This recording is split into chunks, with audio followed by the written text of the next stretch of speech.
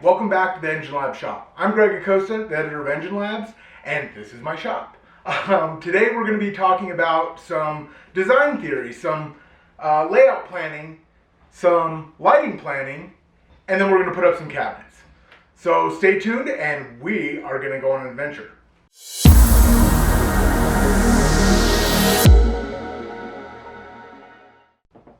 What's the saying? Prior planning prevents piss poor performance? Well, it's not just dumb luck that the cabinets line up as perfectly as they do, and I'm going to show you how I planned all that. Since I'm familiar with the Adobe Creative Suite of products, I started in Illustrator, where I'm able to convert inches into pixels, 1 inch equals 10 pixels, and created a 2D model of the shop floor plan and all the benches and machines that'd be filling the space.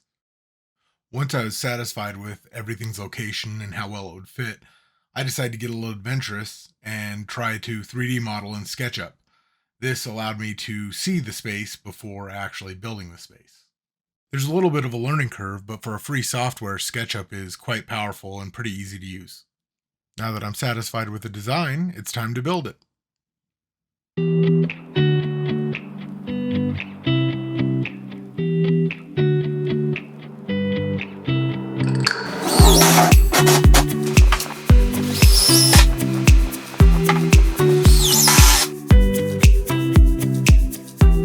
Cabinets in place, now it's time to talk lighting.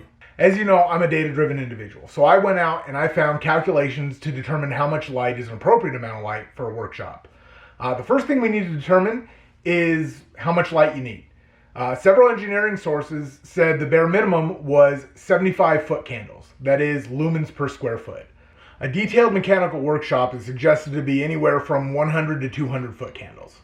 From there, we need to find the square footage of the area and multiply that by the desired amount of foot candles.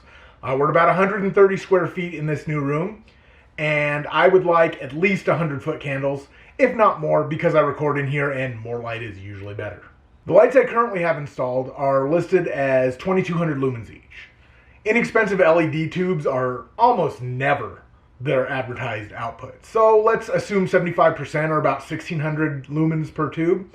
So to get to my 200 candle foot goal, I'm going to need 16 tubes. You might notice that right now the lighting's pretty uneven. And that's because light position plays a huge part in overall illumination. And of course, there's a formula for that. This one's actually pretty easy. You basically want your light spacing to be half the distance between the bulb and the work surface. So you get nice even illumination. Since I stuck to that when I did this 3 years ago, I'm just going to take the new tubes and put them in between the old tubes and have super even lighting. Alright, so this is what it looks like with the original 102 foot candles of light, and this is what it looks like with 205 foot candles. In case you're wondering, that's about a full stop of light, or double the amount of light. Now that I've adjusted the camera settings to take advantage of all the additional light, let's talk about some functional aesthetics. First is the color of the room. While paint color is usually an aesthetic choice, and this was an aesthetic choice, it's also a very functional choice. White reflects the most amount of light out of any colors, and it's also extremely neutral. I'm sure we've all groaned at the discussion between eggshell versus cloud nine versus arctic mist. Well, there is some validity to that discussion. Because this space is being recorded in, I need a true neutral white. A cool white can have some blues in it, while a warm white can have reds or yellows in it, and either of those could affect the white balance setting of my camera. So after an absurd amount of research, I found out my options were to spend a ridiculous amount of money on some actual photographic paint, or I could do what several photography blogs recommended and go with something that's the best bang for the buck. And what I ended up with was this Bare Premium Plus Ultra Pure White. While this might give up a few points in absolute brightness, or maybe it's not pure white under a spectrometer, the fact is this is way less than half the price of an actual proper photographic paint, and I don't have to special order it. This is available at the local big box store, so win-win. The next aesthetic decision to be made for the shop was one of appearance. Now, if you read our newsletter, you know I'm a fan of Adam Savage and his theories on the orders of retrievability. Now, some people would consider having all your tools out and easily accessible to look cluttered. And honestly, I find that to be very comforting. In fact, when I was at KPE, which you can see here, I felt quite at home and very comfortable with this layout. However, this shop serves multiple purposes. This isn't just an engine assembly room. It's also a photography studio and a videography studio.